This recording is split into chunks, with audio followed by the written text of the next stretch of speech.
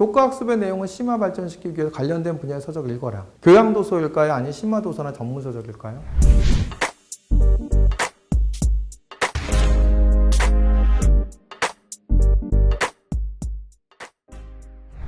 지금까지 이 학생들이 이제 계열별로, 그 다음에 이제 학과별로, 계열별로, 학과별로 합격한 학생들이 이수 과목과 탐구활동 내용을 보여드렸습니다. 어떻죠? 되게 학생들이 학교의 교육과정을 활용해서 뿐만 아니라 스스로 찾아 학습한 과정이 되게 깊죠. 전공도서라든지 공동교육과정이라든지 이런 부분들이 깊이 있게 있죠. 근데 아직도 계속 그러실 거예요. 야, 학생들이 저렇게 전문서적이나 전공도서를 읽는 것이 많아? 그러니까 맞아라고 하지만 서울대학교 학생부 종합전형 안내서에 보시면은 전문서적을 찾아 읽기도 하고 이런 표현이 있거든요. 연대, 중앙대, 경희대도 뭐라고 하죠? 교과학습의 내용을 심화 발전시키기 위해 관련된 서적을 주도적으로 찾아 읽고, 이 얘기가 뭘까요? 교과학습의 내용을 심화 발전시키기 위해 관련된 분야의 서적을 읽어라. 교양도서일까요? 아니면 심화도서나 전문서적일까요? 심화도서나 전문서적일 거거든요. 그래서 저렇게 학생들이 스스로 찾아 학습한 과정에 전공도서라든지 그 다음에 대학 수준의 강의라든지 이런 것들이 깊이 있게 학습이 잘 나타나 있죠. 이런 것들이 바로 이제 일반고를 극복하고, 혹시라도 이제 내신이 부족한 학생들은 내신을 극복하고 합격한 사례가 아닌가 생각합니다. 탐구활동 내용도 보시면 어떻죠? 되게 깊죠.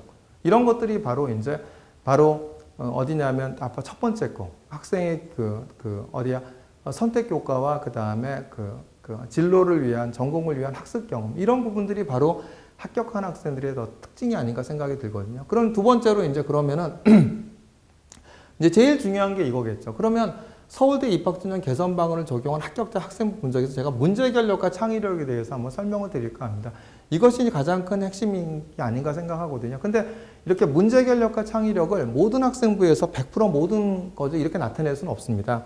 대학들은 학생부 종합전형에서 이렇게 대학들의 PT를 보면 뭐라고 얘기하냐면 대부분 창체활동이나 그 다음에 이런 세특을 갖다 독서랑 연결시키래요. 독서와 연결시켜서 깊이 있는 학습을 하라는 거죠. 그러니까 70~80%는 근데 교과 수업에서 창체활동에 생긴 궁금증을 알아보기 위해서 관련된 도서를 읽고 심화학습함, 이렇게 갈 수밖에 없죠. 그런데 70~80%는 그렇다 하더라도 한 20% 정도는 뭐냐면 이런 문제 해결력과 창의력은 나타내야 됩니다. 그럼 문제 해결력과 창의력이 뭔지를 갖다 한번 살펴보도록 하겠습니다. 이건 아까 이제 똑같은 얘기죠. 서울대학교에서 얘기했던 교육과정의 내용과 깊이 있는 학습 경험, 계속 얘기한 거죠. 대학 예비교육과정 이수 내용, 심화순위 교육과정 이수 내용, 독서활동이 가장 영향력이 강한 입학중 요소다. 평가의 주안점은 호기심을 지니게 된 이유는 무엇인가, 어떻게 호기심을 해결하였는가, 그 과정에서 발생한 난관은 또 어떤 방식 극복하였는가, 마무리는 어떻게 하였고, 일시적 경험이 아닌 지속적인 노력의 과정이 나타나는가. 이게 서울대 교수와 연수자료를 얘기하는 거죠. 자, 서울대학교 학생부 종합전형 안내서에서 이런 얘기하죠. 세분야 및 특기사항 안에 학생 개개인의 학습활동 내용을 담아주시기 바랍니다. 교과학습 내용에 대한 세세하고 장황한 내용보다 학생을 평가하고 파악하는 데 도움이 되는 내용을 요약하여 작성해 주세요. 학생이 무엇을 배우고 어떻게 성장했는지 확인할 수 있도록 개별화된 기록을 담아주세요. 그러면서 학습활동의 결과만이 아니라 배움의 동기와 과정, 결과와 후속활동까지 기록된다면 좋겠습니다. 제가 계속 말씀드렸던 거죠. 이게 뭐죠? 바로 과정중심 평가의 바로 서울대 학생부 종합전 안내서에 나와 있는 내용입니다. 이걸 바탕으로 해서 한번 보겠습니다. 이걸 보시면은, 자, 서울대 치대에 합격한 학생인데요. 기초의학 및 의학용어 강의를 듣고 2018년 노벨 생리학 수상 연구인 면역항암제 개발에 흥미를 느껴 상세 기전을 탐구하고자 전공도서 코비 면역학을 읽음, CTLA4 PD1의 단일 클론 항체가 T림프구와 항원제시세포 사이의 상호작용을 조절하여 T림프의 기능을 활성화하는 면역관문 억제제 원리를 알게 됨. 이후 T세포의 활성화 메커니즘을 유전적으로 조절할 수 있지 않을까 호기심이 생겨. 이제 학습을 했죠? 호기심이 생겼다는 동기가 있죠? 그래서 이제 어떻게 하냐면 NCBI가 뭐죠? 미국 국립생물정보센터죠. NCBI 자료를 찾아보면 T세포의 발달과 보조 T세포의 분화에 관여하는 가타3 전사인자를 발견함. 그래서 IL4, IL4 리세터의 결합에 의해 스타6가 활성화되면 가타6가 TH2 유전자의 발현과 TH2 매개 면역 반응 유도함을 탐구. 그래서 가타3 관련된 영어 논문을 읽고 가타3 동역학 모델을 나타내는 미분방 정식을 학습하고 이를 매트랩의 5대45 수치적 분을 구현하여 mRNA와 단백질의 시간에 따른 궤적을 도출함. 이게 뭐죠?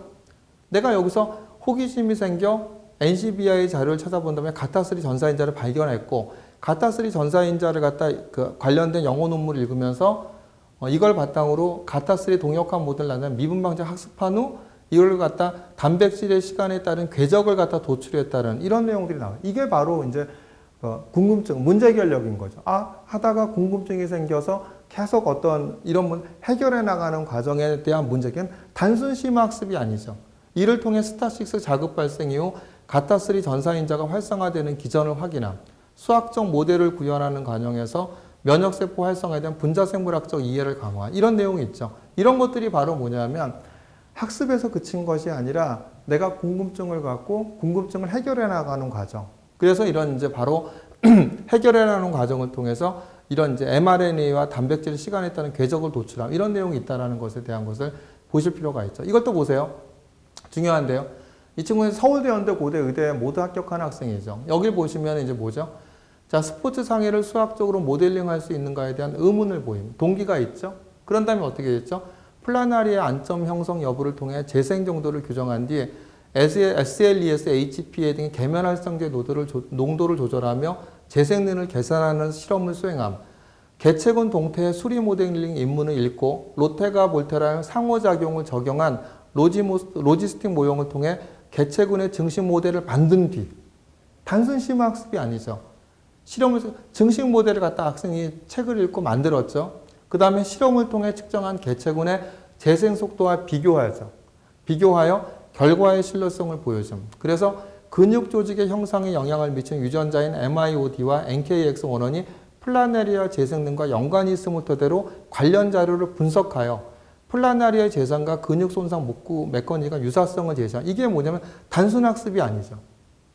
이를 토대로 이제 근육 모의점을 탐구한 다음에 내가 뭐 운동생리학을 읽고 이런 내용이 나와 있는데, 그러니까 20% 정도에 대한 부분들은 이런 부분들이 관심이 생겨서 내가 학습하고 그냥 심화 학습해서 끊이지 않고 증식 모델을 만들고 비교, 분석, 추론 같은 이런 부분들에 대한 것에 문제 결력에 대한 과정이 나타나겠죠. 1학년이 됐든 2학년이 됐든 이제 2학년 3학년이 되잖아요. 제가 이제 과제 연구를 갖다 이제 저희면서 과제 연구한테 저희 선생님한테 요구하고 학생들한테 요구하는 것은 뭐냐면 단순 심화 학습은 안 된다.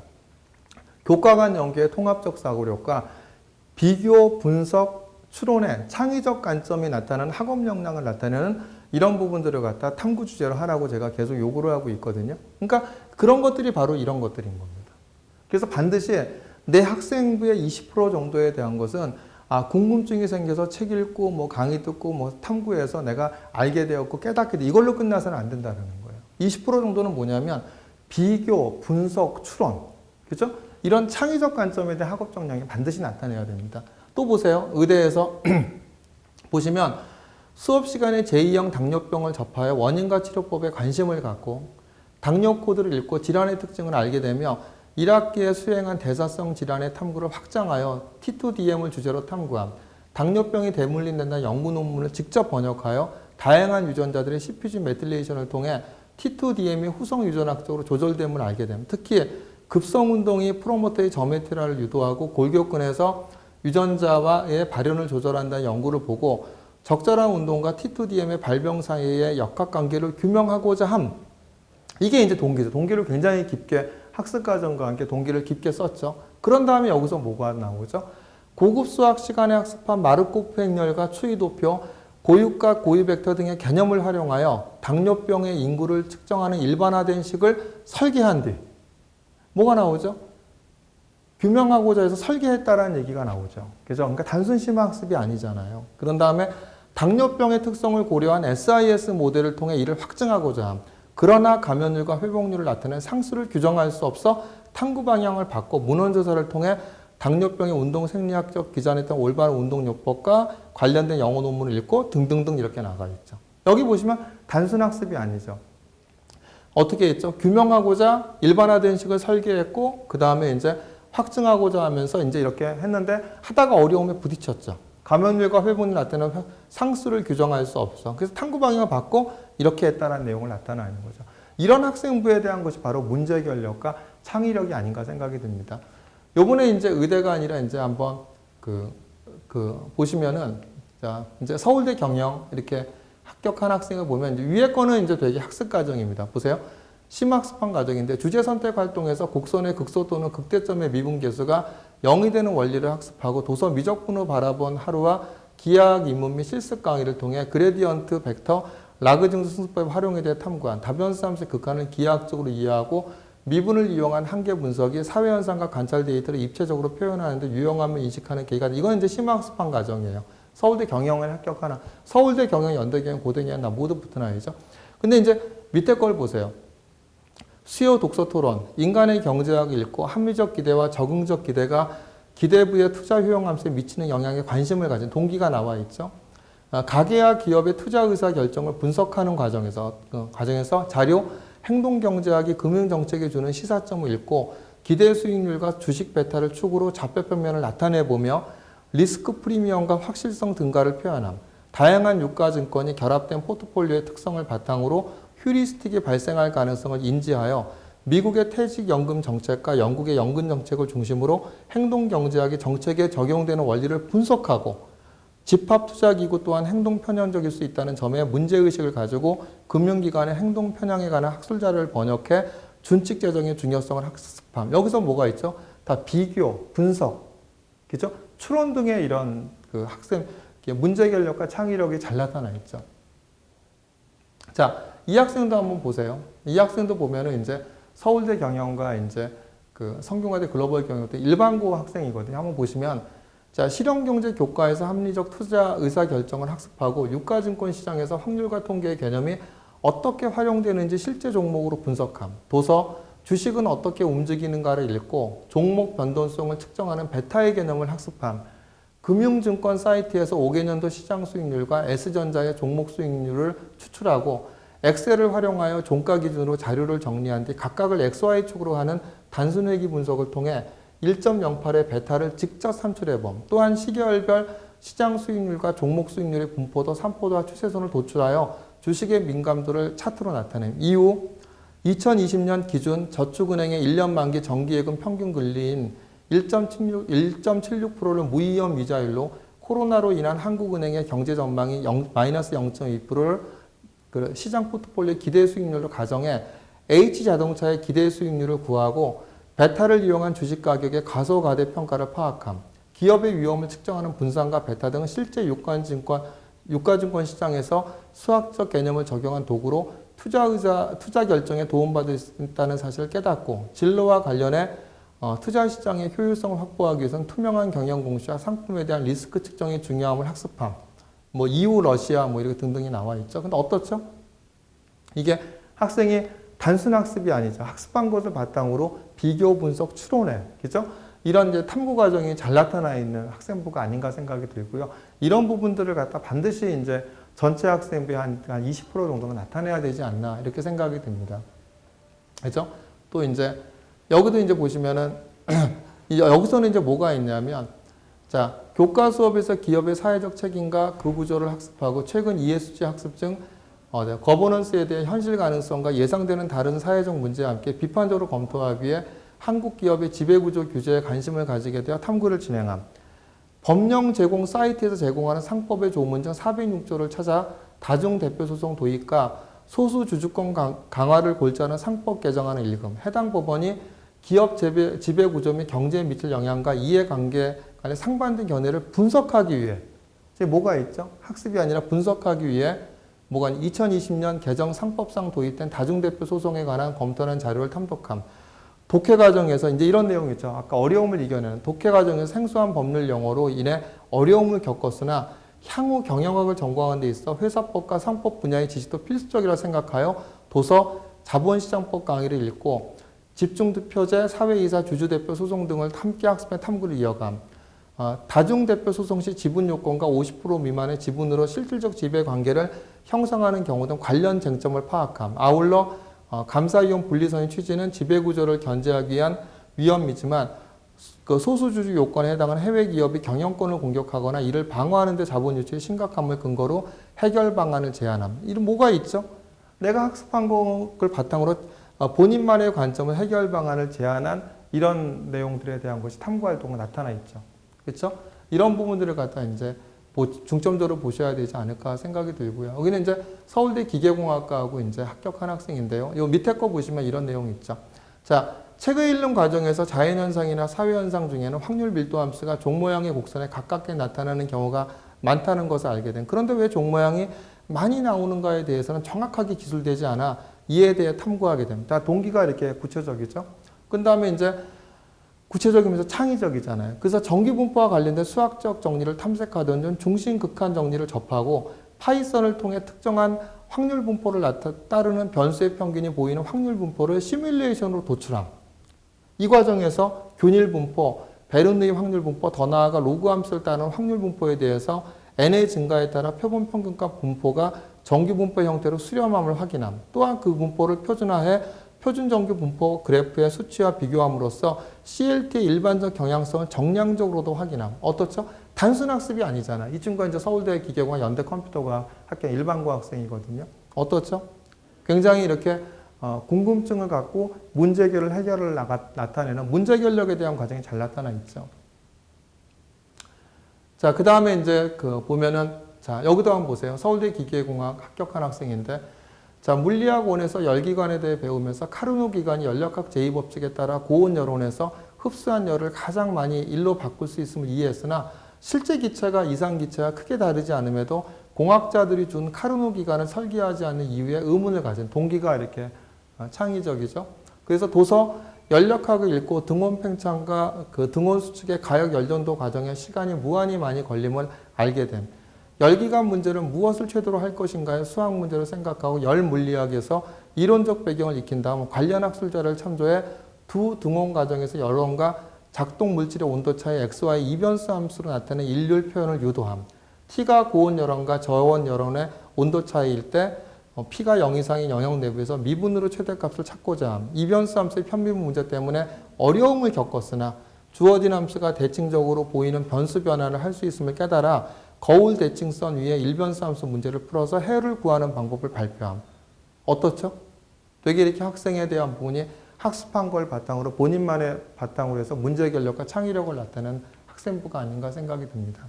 고대 컴퓨터공학과 합격한 학생인데요. 미적분 교과 도함수 활용 학습 중 방정시계를 찾는 문제에 집중하며 그래프 프로그램에서 개연과 함께 방정시계를 출력하는 과정에 궁금증을 가져 항상 이렇게 동기가 있죠. 이후 도함수를 활용해 방정시계를 찾는 과정을 파이썬으로 구현해 보기로 결심함. 먼저 수학적 해법을 알고리즘으로 체계화하기 위해 정보과학 교과의 알고리즘 단원 중 관계 기반 알고리즘을 학습하며 동적 테이블을 구성해 최적해를 구하는 방법을 익힘. 더 나아가 도서 수학으로 풀어보는 강화학습 원리와 알고리즘을 통해 경사하강법을 이용해 도함수의 근사율을 찾는 방법을 습득하고 이 기법이 딥러닝 알고리즘의 가중치 수정에도 응용됨을 파악함. 또한 경사하강법에서 반복법에 의해 계산값을 근사율로 수렴시키는 과정을 수열의 극한과도 연계해 이해하고 설명함. 더 나아가 이해한 과정 전반을 순서도로 작성한 뒤 수학적 모델링 컨텐츠 파이썬을 참조해 파이썬 라이브러리를 활용해 경사하강법의 함수를 정의함.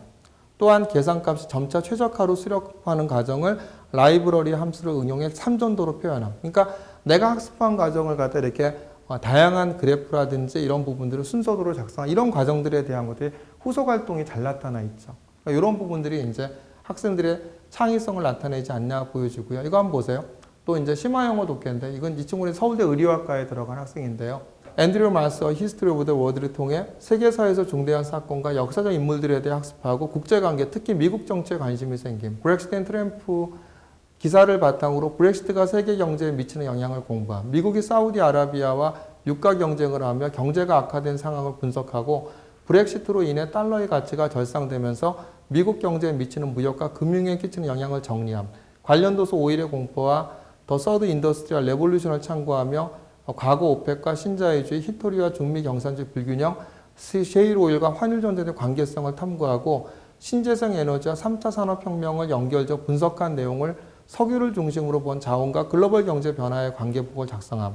이후 브렉시트와 트럼프를 연관지어 정치 경제적으로 소외된 사람들이 국가에 미치는 영향력과 이들을 무시한 결과 막대함을 깨달음. 항상 학습한 걸 바탕으로 이렇게 탐구한 내용들이 있죠.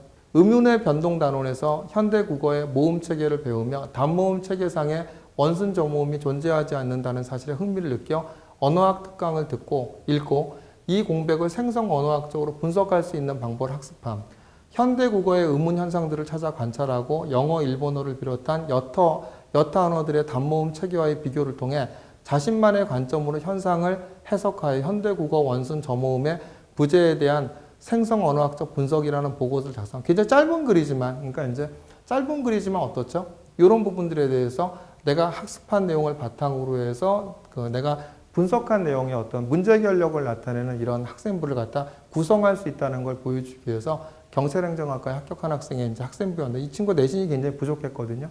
그런데 이런 부분들이 내신을 극복하고 합격한 사례이기 때문에 한번 보여드렸던 거거든요. 이렇게 보여줬죠. 그러니까 지금까지 이제 이렇게 다양한 사례들을 갖다가 보여드렸는데 계열별로 어떻죠? 학생들이 이제 비교, 분석, 추론 등의 학습 과정을 나타내기 위해서는 이게 이제 깊이 있는 과제 연구나 이런 걸 통해야 됩니다. 그렇기 때문에 모든 것을 갖다 이렇게 다 이렇게 나타낼 수는 없다고 보여집니다. 그러니까 교과에서 생긴 궁금한 점을 알아보기 학습한 과정을 나타내는 것이 한 80%라고 한다면 한 20% 정도는 이렇게 학습을 토대로 해서 내가 비교하고 분석하고 추론하는 문제 결력과 창의력을 나타내는 것이 바로 내신을 극복하고 합격하는 길이 아닌가 이렇게 생각이 듭니다. 오늘 제가 이제 이렇게 아까 이제 학생들의 심화학습반 과정과 탐구 과정을 나타내죠. 어떻죠? 보시면은 내신을 극복하고 되는 데는 아까 저희가 이제 최근 2, 3년 사이에 합격한 학생들의 이게 내신 분포를 보여줬는데 내신 분포에 대한 부분들을 갖다 이렇게 보면은 다 이유가 있습니다. 그것이 바로 이제 저렇게 교과 선택과 그 다음에 진로 관련된 심학습 경험이 나타나 있었고 문제 결력과 창의성을 나타내는 것이었기 때문에 합격이 가능하지 않았나 생각이 드는 거거든요. 내신을 극복하고요. 저희랑 준비하는 학생들 같은 경우에 이런 대학의 평가 관점에 맞춰서 저희가 이제 프로그램을 갖다 준비하고 있고 그 다음에 이렇게 이제 그 로드맵을 작성을 한 다음에 이 학생들의 이제 이게 심학습반 과정과 그 다음에 이렇게 이제 비교 분석 추론의 어떤 창의적 관점의 탐구 활동에 대한 역량을 나타내라고 얘기를 하고 있거든요. 더더욱이나 올해 이제 아까도 말씀드렸지만 서울대학교에서 저런 컨퍼런스를 하면서 구체화 시켰기 때문에 더욱더 올해 이제 올해 금년도 되는 2024학년도 입시에서는 더욱더 이러한 경향이 더 강해질 거라고 생각합니다. 그래서 반드시 심학습반 과정과 그 다음에 내가 진로와 관련된 연계된 심학습 과정과 함께 이렇게 문제 결력과 그 다음에 창의력을 나타내는 그 탐구 역량을 갖다 학생부에 나타내셔야지만이 반드시 내신이 좋아도 불이익을 받지 않고 내신이 부족하면 내신을 극복하고 합격할 수 있는 길이 아닌가 생각이 듭니다.